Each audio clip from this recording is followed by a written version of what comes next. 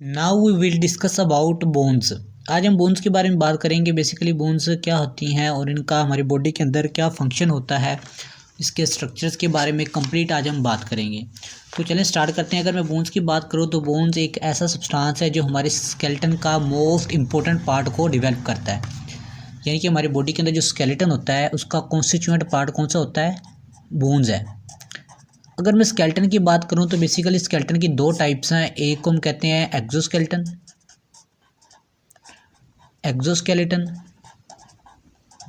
और एक को हम कहते हैं इंडोस्केलेटन।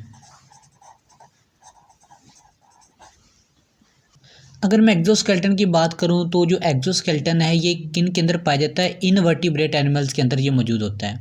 यानी कि जितने भी इनवर्टिब्रेट एनिमल्स हैं उनके अंदर कौन सा स्केलेटन पाया जाता है? एक्सोस्केलेटन, इनवर्टिब्रेट्स के अंदर। और जो इंडोस्केलेटन है वो ऑल द वर्टिब्रेट्स एनिमल के अंदर ये मौजूद होता है। ऑल दी वर्टिब्रेट एनिमल्स के अंदर इंडोस्केलेटन जो है, ठीक है। तो ये था बेसिकली एक्सोस्केलेटन और इंडोस्केलेटन। अगर ये जो इंडोस्केलेटन है ये वर्टिब्रेट एनिमल्स के अंदर पाया जाता है तो ह्यूमंस कौन से एनिमल्स हैं? ये भी वर्टिब्रेट्स एनिमल्स हैं। तो इनके अंदर भी कौन सा स्केलेटन होता है? इंडोस्केलेटन ही मौजूद होता है। अगर ये बात करो ह्यूमंस की बात करो तो ये हम इसको कह सकते हैं ह्यूमन स्केलेटन। आप सिंपली फिर ये इस तरीके से कह सकते हैं कि आज हम ह्यूमन स्केलेटन के ही बारे में डिस्कस करेंगे कि ह्यूमन का जो स्केलेटन होता है उनके अंदर जो बोन्स पाई जाती हैं उनका थोड़ा सा एनाटॉमी के बारे में पढ़ेंगे, ठीक है, और उनके स्ट्रक्चर और फंक्शंस के बारे में।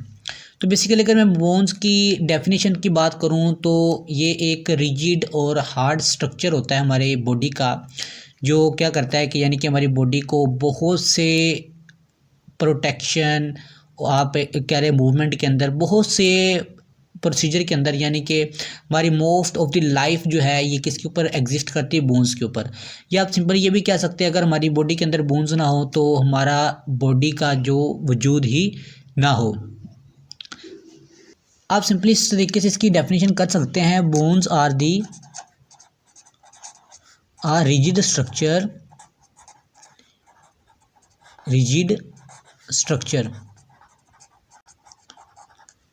which make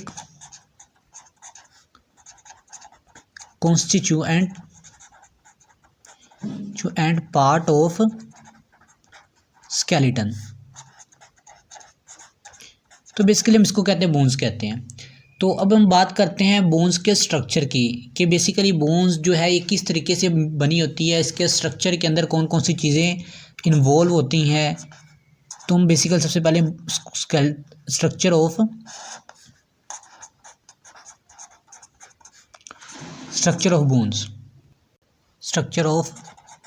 bones. तो सबसे पहले हम स्ट्रक्चर ऑफ बोन्स की बात करें तो बेसिकली जो बोन्स का स्ट्रक्चर है वो कुछ इस तरीके का होता है। स्ट्रक्चर की बात करूं तो बेसिकली जब कोई बॉर्न बेबी होता है तो उसके अंदर बर्थ के दौरान जब बर्थ होती है किसी बेबी की तो उस वक्त उसके अंदर कितनी होती हैं? 270 सॉफ्ट बोन्स होती हैं।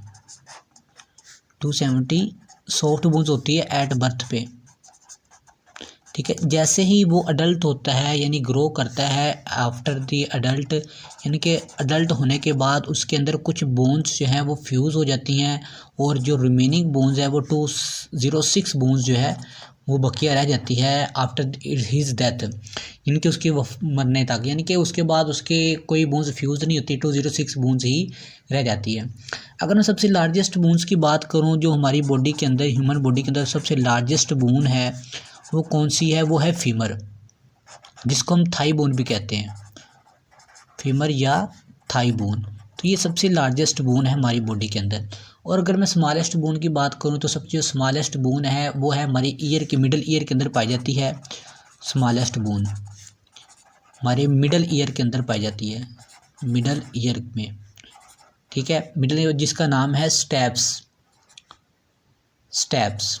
और बेसिकली इसकी जो लंबाई है 3 मिलीमीटर होती है, इतनी स्मॉल होती है, 3 मिलीमीटर इसकी लंबाई होती है, ठीक है। और अगर मैं बात करूँ बोन्स की तो ये बेसिकली इसकी कंपोजिशन की बात करूँ तो ये प्रोटीन से मिलकर बने होते हैं, प्रोटीन से। और प्रोटीन कौन सी होती है? ये कोलेजन फाइबर प्रोटीन होती है, ठीक है, कोलेजन फाइबर प्रोटीन होती है ये। और किससे मिलकर बने होते हैं? कैल्शियम फॉस्फेट से मिलकर बने होते हैं। कैल्शियम फॉस्फेट से। और बेसिकली इनके अंदर बोन्स और टीथ में ये 90% जो है कैल्शियम मौजूद होता है। 99% भी आप कह सकते हैं, 99% जो है ये कैल्शियम मौजूद होता है इन बोन्स और टीथ के अंदर होल दी लाइफ। तो बेसिकली ये होता है थोड़ा सा, बोन्स की जो कंपोजिशन है वो प्रोटीन से मिलकर बनी होती हैं, कैल्शियम फॉस्फेट से मिलकर बनी होती हैं, और 99% इनके अंदर जो है कैल्शियम मौजूद होता है।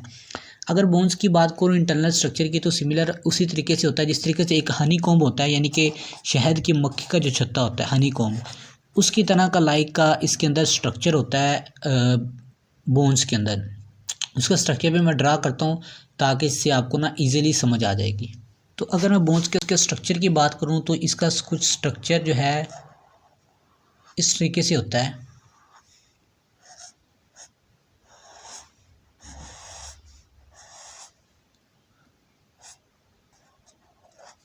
तो ये बस समझ फर्स्ट कर लें आप, ये एक बोन्स है आपकी नहीं है, ये एक बोन्स है ह्यूमन बॉडी की। तो इसके अंदर ये कुछ सेल्स टाइप्स होते हैं जिसको हम कहते हैं रेड मैरो। इनकी जो कलर है इनका रेड होता है, तो इस वजह से इनको हम कहते हैं रेड मैरो का नाम देते हैं। और उसके बाद अगर हम बात करें तो यहाँ पर इसके कुछ नर्व सेल्स होते हैं, ब्लड वेसल सेल्स होते हैं जिनको हम नर्व्स कहते हैं।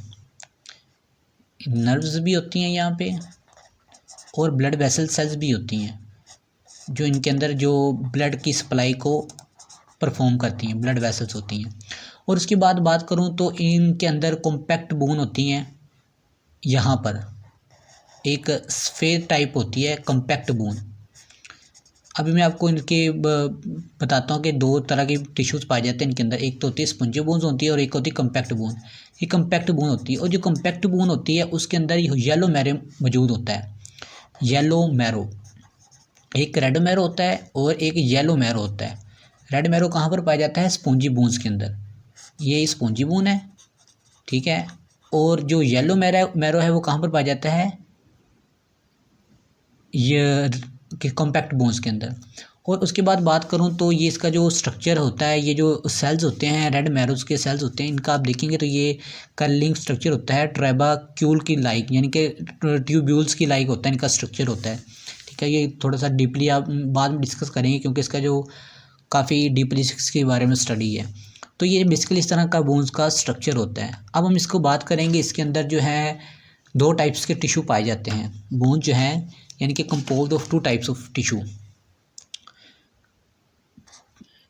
Bones tissues.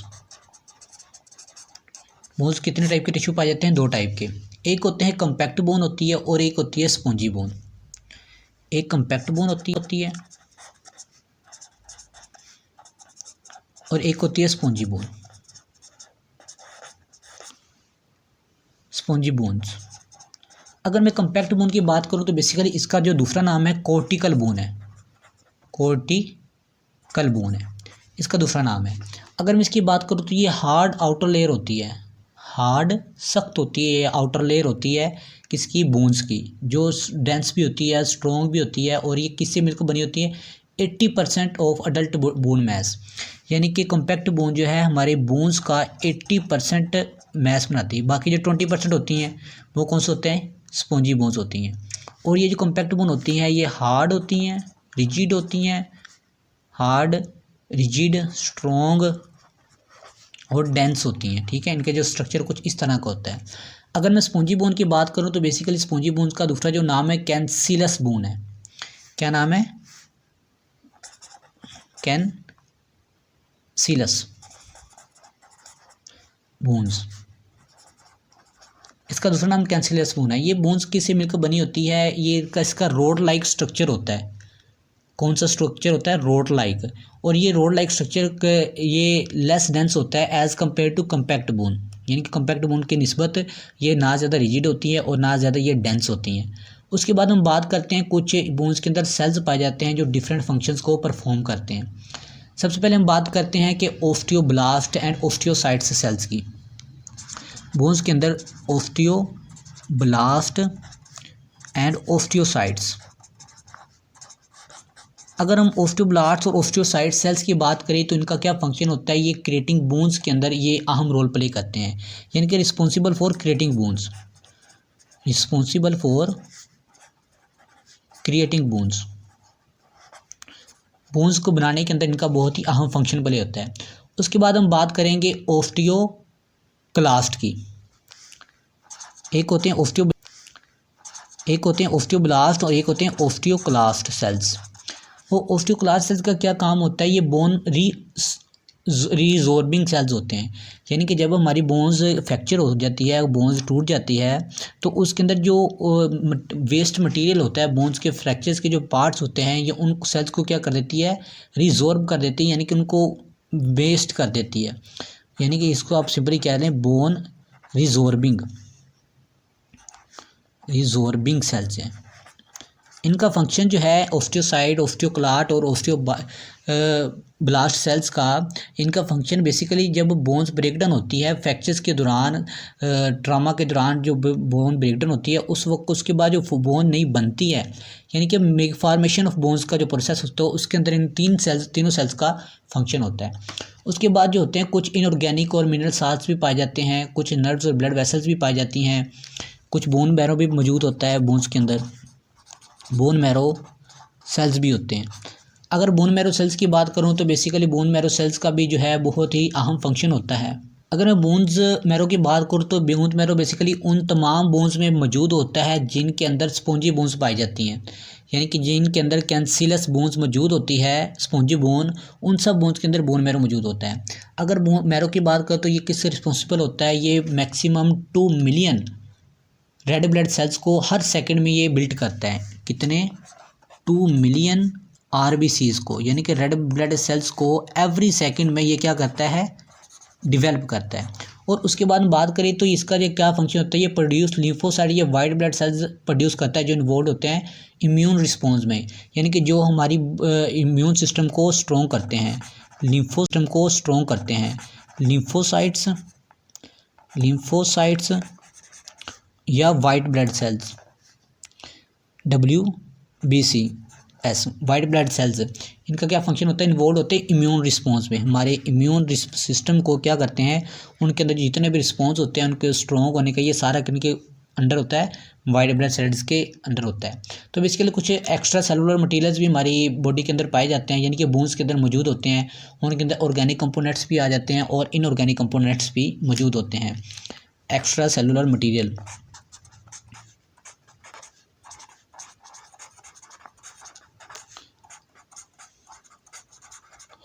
अगर मैं एक्स्ट्रा सेलुलर मटेरियल्स की बात करूं तो ये बेसिकली ये एम्बेडेड होते हैं मिनरल बेस्ड ऑर्गेनिक मैट्रिक्स के अंदर। जो मैट्रिक्स पाए जाते हैं बोन्स के, दो तरह के कंपोनेंट से मिलकर बने होते हैं, एक ऑर्गेनिक और एक होते एक इनऑर्गेनिक, ऑर्गेनिक कंपोनेंट और इनऑर्गेनिक कंपोनेंट।